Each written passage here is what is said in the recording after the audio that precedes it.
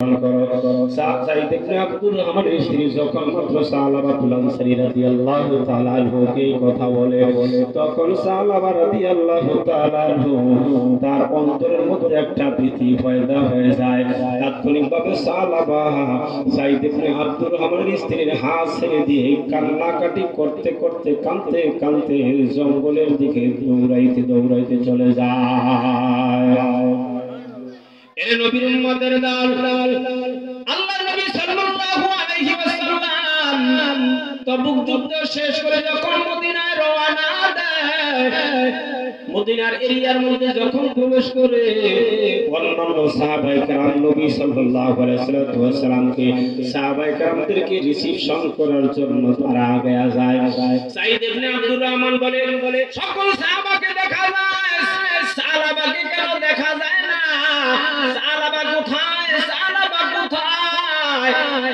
সাঈদ ইবনে আব্দুর রহমান তার স্ত্রীকে জিজ্ঞাসা করে, ও আমার আদরের মুহাম্মতের স্ত্রী, সাহাবাকে তোমাদেরকে দেখশুন করার জন্য রেখে গেলাম, ঠিক আছে, সাহাবাকে কেন দেখছি না? সাঈদ ইবনে আব্দুর রহমানের স্ত্রী বলে, ও আমার মুহাম্মতের স্বামী, তোমার রেখে যাওয়া বন্ধু তুমি যখন আমাকে ঘরে রেখে চলে যাও, তখন তোমার বন্ধু সালাবা ঘরের মধ্যে প্রবেশ করে যখন আমার হাতে স্পর্শ করে, আমি সালাবাকে বলছিলাম, সালাবা তুমি আল্লাহকে ভয় করো, কবরের কথা স্মরণ করো। তুমি কি কবরের কথা ভুলে গেছো নাকি? দুজকের কথা ভুলে গেছো নাকি? জান্নাতে যাওয়ার তোমার কোনো কি আশা ভরসা নাই? ও সালাবা, তোমার মধ্যে শয়তান পরিপূর্ণ প্রবেশ করে বসেছে। যখন আমি সালাবাকে এই কথা বলি, তখন সালাবা কান্নাকাটি করতে করতে জঙ্গলার দিকে চলে যায়। সাঈদ ইবনে আব্দুর রহমান সালাবাকে খোঁজ করার জন্য মদিনার রাস্তা দিয়ে যখন রওনা দেয়, সালাবার একটা মেয়ে ছিল, তার নাম ছিল খামসানা রাদিয়াল্লাহু তাআলা আনহা। খামসানা রাদিয়াল্লাহু তাআলা আনহা সালাবার মেয়ে বলতেছে, ও সাঈদ ইবনে আব্দুর রহমান চাচা, আপনি আমার বাবাকে খোঁজ করার জন্য যাচ্ছেন, আমি আপনার সঙ্গে যাব, আমি আমার বাবাকে খোঁজ করে আনবো। এবার সাঈদ ইবনে আব্দুর রহমান মদিনার রাস্তা দিয়ে যায়, পথের মধ্যে দেখে কৃষকরা কি করে কৃষি কাজ করতেছে। সাঈদ ইবনে আব্দুর রহমান জিজ্ঞাসা করে, ও মদিনার কৃষক ভাইরা, তোমরা সালাবাকে দেখছো নি? এদিক দিয়া কোনো সালাবা দেখেনি?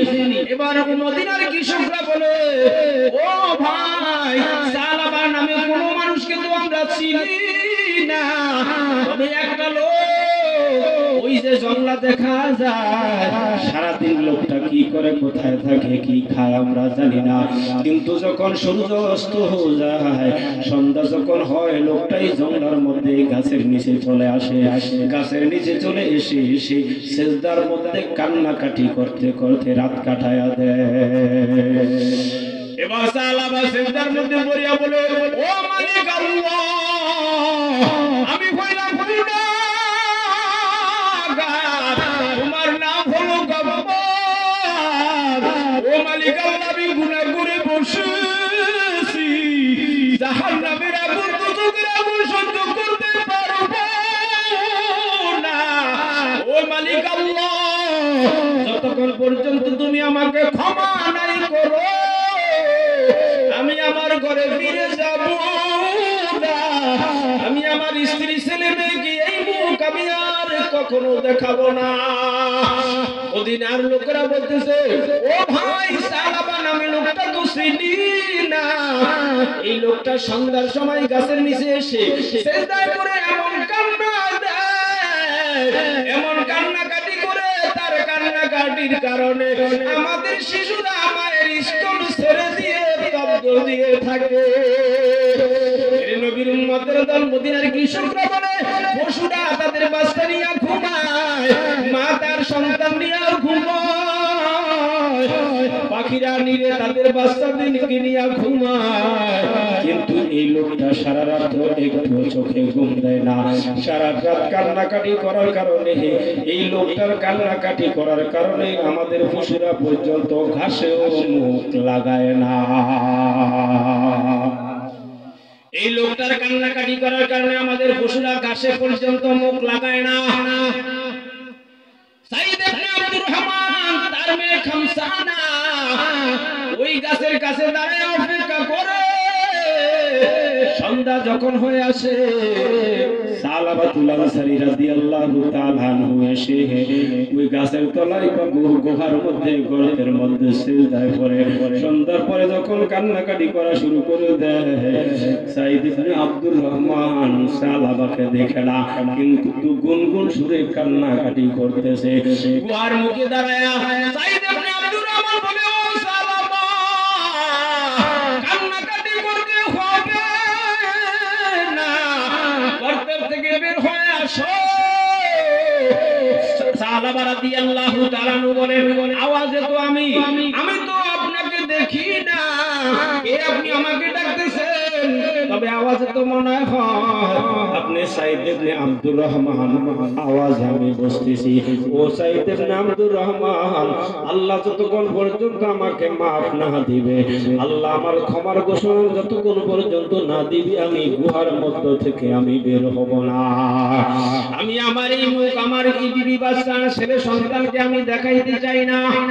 সাইদ ইবনে আব্দুর রহমান বলে, ও সালাবা, তুমি বের হয়ে আসো। তোমার মেয়ে খামসানা গর্তের মুখে দাঁড়িয়ে রয়েছে, তোমার মেয়ে কান্নাকাটি করতেছে, চলে আসো। তোমার মেয়েকে একটু সান্ত্বনা দাও।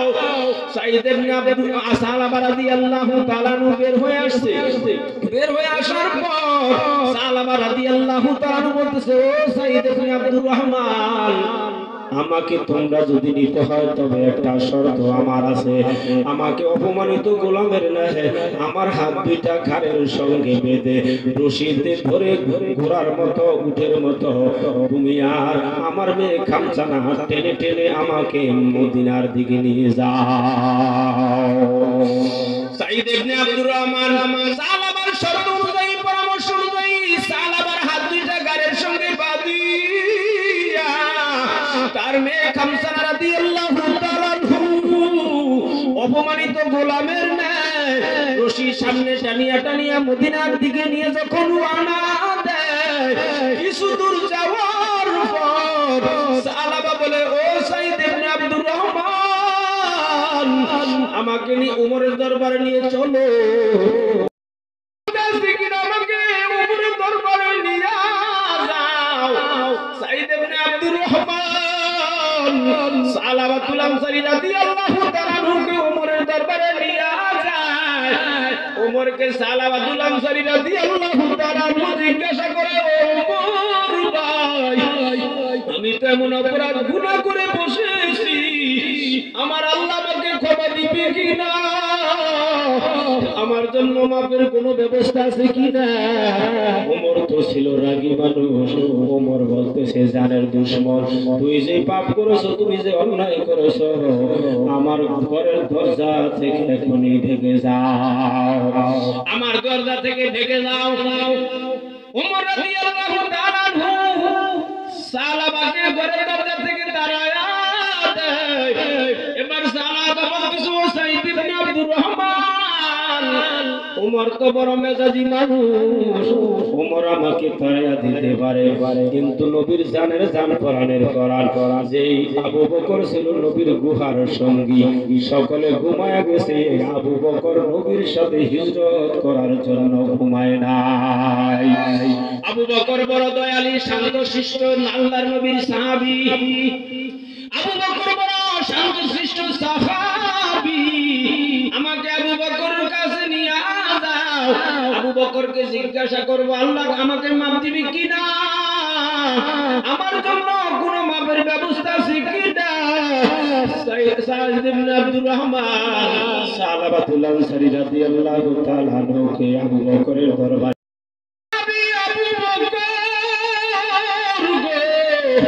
আমি যে অন্যায় অপরাধ গুনাহ করে বসেছি, আমাকে আল্লাহ মাফ দিবে কিনা, আমার জন্য কোনো মাফের ব্যবস্থা হবে কিনা? আবু বকর সিদ্দিক রাদিয়াল্লাহু তাআলা বলতেছে, সে এমন পাপ করতে পারে আমানতের খেয়ানত করতে পারে তার সঙ্গে আমি কোনো কথাই বলতে রাজি না। আবু বকর সাহাবাকে তাড়ায়া দেয়। এবার সাহাবা বলতেছে, ও সাঈদ ইবনে আব্দুর রহমান, ওমর তাড়ায়া দিতে পারে, আবু বকর তাড়ায়া দিতে পারে, আমাকে আলীর দরবারে নিয়ে চলো, আলীকে জিজ্ঞাসা করব, আলী গো আমাকে আল্লাহ মাফ দিবে কিনা, আমার জন্য কোন মাফের ব্যবস্থা হবে কিনা।